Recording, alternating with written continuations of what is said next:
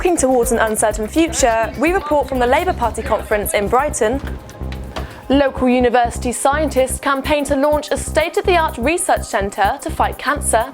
You're trying to utilise natural things from your own body to identify those cells that are cancerous. And mud, sweat and tears, our winner reporters take on Hampshire's toughest charity challenge.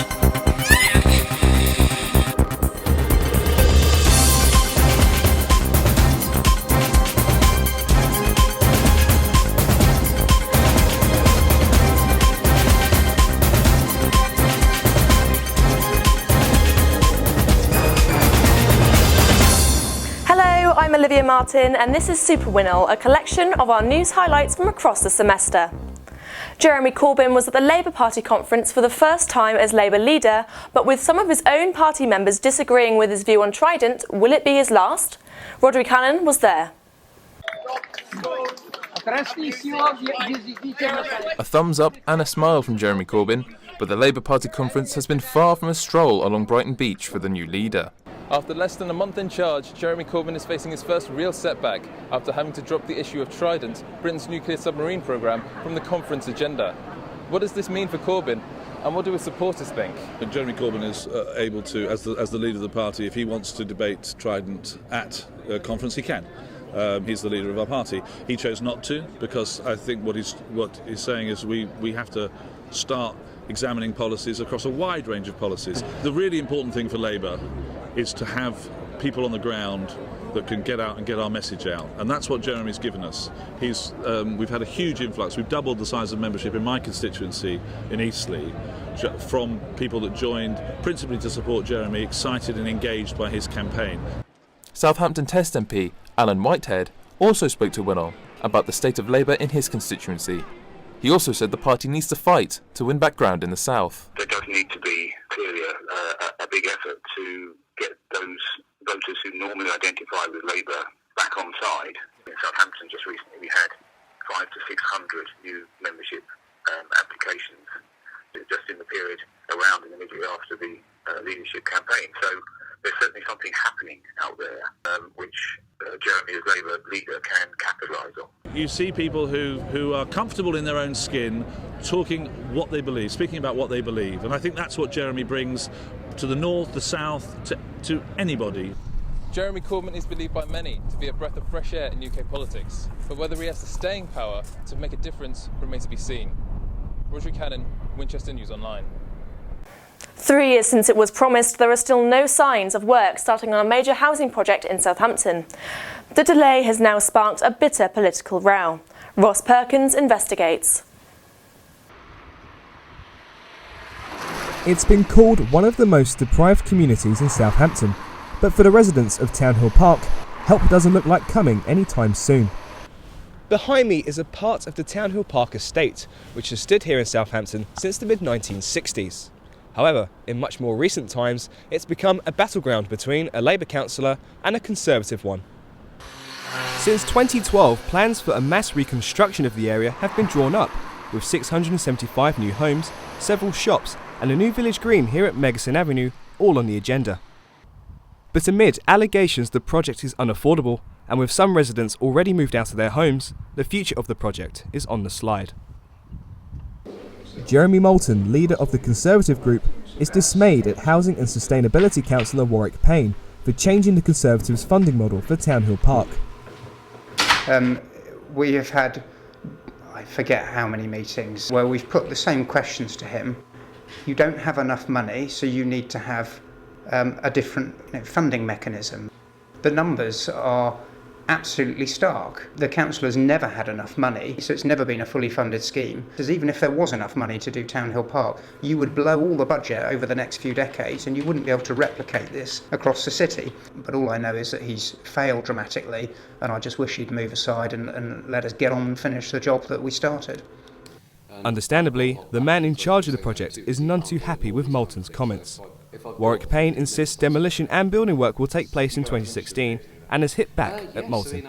We can move the Town Hill Park scheme forward, and ironically enough, the Conservative way of delivering Town Hill Park, which they set out in 2012, was actually pronounced by the finance officer, so neutrals at the councils, as being unaffordable at the end of 2014. So had they actually been in charge, their model would have actually fallen flat on its face. The Conservatives have tried to make this a political football, and I don't believe there's any public appetite for it to be a political football. We should all be working together to actually get this estate redeveloped, and it's remarkable how many things that Labour and Conservatives agree on, and it's almost as if the Conservatives are desperately struggling to find something to disagree with us on this scheme over so that they can have a fight. With both sides deflecting the blame on each other, Town Hill Park is certainly caught in the crossfire.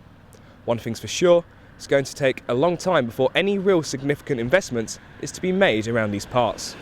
Ross Perkins, Winchester News Online, Southampton. Fewer firefighters means more danger. That's the message from Hampshire's Fire Brigade Union in response to the planned cuts to a number of fire crews in Winchester. They're concerned about the new proposals from Hampshire Fire and Rescue Service, who held their first meeting last week to outline plans changing the way they tackle emergencies in the county. Our reporter Brooke Perriam has the details. Hampshire's Fire and Rescue Service has been fighting fires for years. Now they are fighting cuts coming their way. In light of the slashes to its budget, the authority has put together a number of proposals to save money, including cuts to on-call firefighters in Winchester. The Fire and Rescue Service has been drawing up these suggestions for 18 months, but the union says what they are suggesting is simply not safe. We've got great concerns over the proposals. Whilst we've been involved in the process up to now, we've come to a point where we differ immensely on what we believe the answer to be. It's simple maths, is less money, less firefighters, more danger. In the face of a £12 million gap in government funding, the service has put forward recommendations such as reducing the number of firefighters, increasing the emergency response time, and replacing fire engines with smaller response vehicles. The proposals are only at consultation stage, and public opinion is crucial, fire chiefs say, highlighting that should they go through, the authorities' priorities remain the same. Our overall numbers of firefighters will reduce because we've got financial savings to make. We know we can do that safely. We know that we can do that efficiently. These changes aren't about cuts. They're about changing and adapting to our new financial envelope. We have a priority. First of all is making sure our firefighters are safe, making sure the community is safe, and making sure we fit our financial envelope in that order. The consultations continue until early next year, when the future of Hampshire Fire and Rescue could be decided. Until then, the service is urging members of the public to put their thoughts across in meetings happening throughout the next few months. Brooke Perriam, Winchester News Online, Eastleigh. The lack of cardiac screening for young people is a scandal. That is what MP Mims Davis told Parliament in a debate last night. She's supporting a local couples campaign to introduce mandatory checks. Stephen Slominski reports. Thank you. The Eastleigh MP led a debate in the House of Commons last night on behalf of campaigning couple Graham and Anne Hunter, who lost their daughter to a sudden cardiac death 2 years ago. Our objective is to stop and hopefully prevent anyone going through the tsunami of emotions they were still going through. The Hunters have raised £46,000 for charity Cardiac Risk in the Young, and that's paid for the private screening of 900 young people. But the Eastleigh MP has asked the government to reconsider a decision by the National Screening Committee not to pay for screening on the NHS. That decision, I believe, is fundamentally flawed. There is data from Italy that indicates they've been screening for 25 years, by the way, of active young people who are active in sports. It's mandatory, and they have reduced their mortality rate by 90%. Now that's a big number. Give the commitment now that I will write to the Royal College of GP. Jane Ellison, Under-Secretary for Health, told the House of Commons there was little academic evidence that cardiac screening can be effective. The Minister told the House of Commons that the ruling could be reviewed in 3 years' time, or if campaigners found new evidence. Meantime, the Hunters say that they will continue to fundraise in memory of their daughter Claire. This is Stephen Slominski for Winchester News Online.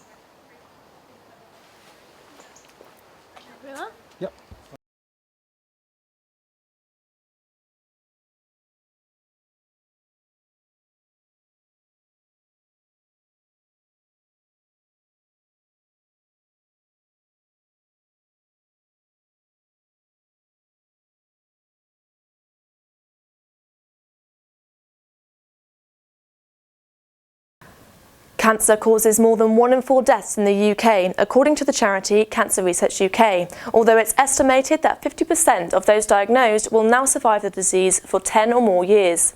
Now there is a campaign fundraising for a new research centre in Southampton which can help develop cancer treatments. Mark Betts has the story. Cancer researchers at the University of Southampton are campaigning to raise £25 million to open an exclusive, state-of-the-art research centre in Southampton General Hospital. Leading scientists and researchers will use the centre to further investigate treatments for cancer. This will speed up the process by moving patients and specialists into the same building, allowing research and care to happen simultaneously. We're not just a new building, we're not just putting some extra people in, we're actually bringing together lots of different groups so that hopefully we can go from understanding how things work right through to patients. And we're in a very unique position here in Southampton, is that the University of Southampton building is on the hospital site, which allows us to go from what we call discovery science, understanding how things work, straight into the clinic to actually treat the patients rather than have it sit on the bench waiting for something to happen. The centre looks to continue Southampton's ongoing research into the cure for cancer, using patients' immune systems rather than more aggressive treatments such as chemotherapy. What we're trying to do is we're trying to utilise natural things from your own body to identify those cells that are cancerous and be able to attack those cells and just kill those cancer cells and not kill the other cells in your body. We're trying to engage with the public to help the public understand what we're actually trying to achieve with the new building and with the campaign. If we're all in the same place aiming towards one goal, it's going to be a lot easier than if we're all dotted around. Fundraising is through the campaign's website and events such as lab tours. With over half of the £25 million already raised, the centre is set to open in 2017, with construction starting next year. Mark Betts, Winchester News Online, Southampton. Cos Kindness in Hampshire has received an overwhelming amount of vital donations from generous locals to help with the refugee crisis. Lauren Clark has more. It is scenes like this that have made thousands of people want to help in the refugee crisis, and one local branch of a charity has definitely noticed this surge in support. When I started this off, I presumed I might get maybe 20 bin bag loads of stuff, sort it out and post some boxes out.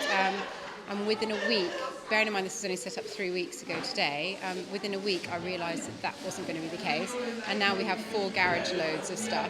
But people have in some way been too generous, meaning difficulties in sorting out all of the items, and £2,500 still needed to be raised for shipping costs. So why do so many people feel a need to help? It's because people need food and drinks and clothes to wear, and it's really important. Really, more than anything, it's to do with humanitarian aid, and these are human beings who have had to leave their homes, their countries, all their belongings behind. They're well-educated people, and they're risking their lives and the lives of their loved ones to travel abroad to where they don't know if they're going to find a home, but just somewhere where they can be safe. With Winchester City Council still waiting to hear whether they'll be asked to take any refugee families, we could soon see support needed closer to home. Lauren Clark, Winchester News Online. It's been called one of the safest counties in the UK, but in the last couple of years, the number of road casualties in Hampshire has increased. The county's police are hoping to put a stop to speeding drivers by installing new high-tech speed cameras across Hampshire. Miriam Nausbakken has the story. Nikki Steele is lucky to be alive. She was thrown from her horse when it was startled by a motorbike. She feels that if there had been a speed camera present, it might not have happened. I was glad I was actually alive because the horse did come down and crushed my back. The motorcyclist, after I'd gone over backwards, I just heard him going off into the distance. And there was no witnesses, there was nobody, just me. I was lucky. The new digital cameras will upload the footage directly to police servers. They're easier to maintain and won't force police staff to travel back and forth to change film reels. But some campaigners say more needs to be done. We also think that there should be more investment in traffic police on the ground. So where resources are freed up through new technologies such as this, we also want to see investment in traffic police out there, making sure that they're catching reckless and dangerous driving and prosecuting people who are drink driving or committing other offences to make sure that the roads are safe. The cameras will be updated over the next 2 years. Miriam Neustbakken, Winchester News Online. Southampton has been named the UK's Port of the Year for the 7th year running. Port officials are thrilled with the award, but what's their secret to success? Our transport reporter Hannah Quinn has been finding out.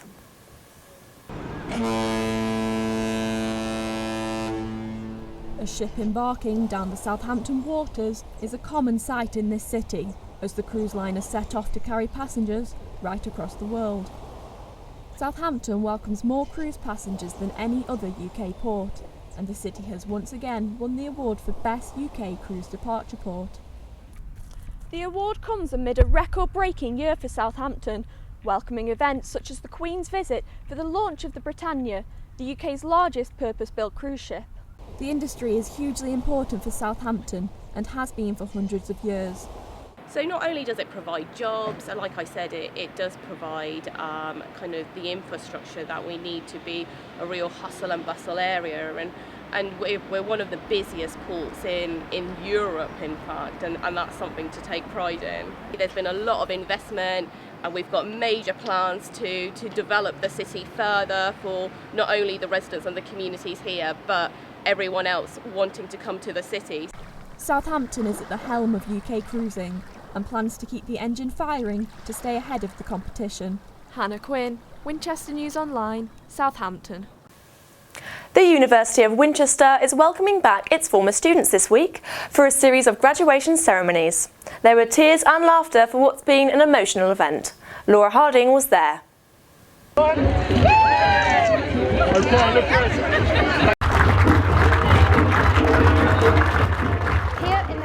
Winchester Cathedral, celebrations are well underway this week as almost 2,000 students are graduating from the city's university.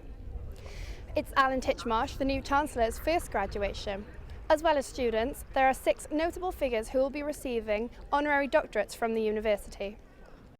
As the main presenter on BBC One South today, Sally Taylor has reported on every big news story in the South for nearly 3 decades. I'm very honoured, and I was quite surprised, I have to say, to receive it. So to be with all the sort of graduates today has been fabulous. I can, in some way, help others. That's the important part of it. It's not about me benefiting my career. I think it's about me helping others and perhaps to achieve what I've managed to achieve, which would make me very happy. With degrees in hand and off into the real world of employment, perhaps we'll see some of our graduates on the television soon. Laura Harding, Winchester News Online. Thousands of people took part in one of the hardest charity assault courses in the country this weekend. Our reporters Alice Wheatley and Lauren Clark took on the challenge to see if they had what it takes. 3, 2, 1, let's go! Today is Winchester's 12-mile-long Tough Mudder assault course. And we're here to see if we're tough enough to take on the challenge. Along with nearly 20,000 other people, we endured challenges that will push our bodies to their limits. The event, which raises money for Help for Heroes, is constructed as an army-style assault course designed to test physical strength and mental grit. I think Tough Mudder offers something that pretty much no other event offers. You know, you can go running any day you want, you can go for a cycle, you can go for a swim, and you can go and compete in events that give you that, but you never get the chance to test yourself in the same way as on a Tough Mudder course. I think the fact that it's not a race, that it's a challenge, that it's not timed, means that people have a completely different experience out on course. It means that everybody's there to help each other, to encourage each other, and not just going for their time. And I think that's something that, you know, you don't really get anywhere else. Even after being electrocuted in the final challenge, victorious contestants were still smiling. Hard. Hard work. I've got bruises where, there shouldn't be bruises. Just incredible. It just, toughest thing we've ever done. We've done a lot of challenges. That was and we'll be back to do it again. I just got electrocuted. I don't care. It was funny. You're getting a spark on your backside. I was a little bit sceptical before I came, as far as hoo-ha, the old Tough Mudder thing, but it's the nuts. It's great. Definitely do another one. So we've just completed what they call probably the toughest event on the planet. And it's safe to say it was definitely tough. And muddy. I'm Alice Wheatley. Lauren Clark. For Winchester News Online. That's it for the highlights from across the semester. We'll see you again in January with our weekly TV and radio bulletin. But for more award-winning news, sport and features, check out our website at winol.co.uk. Goodbye.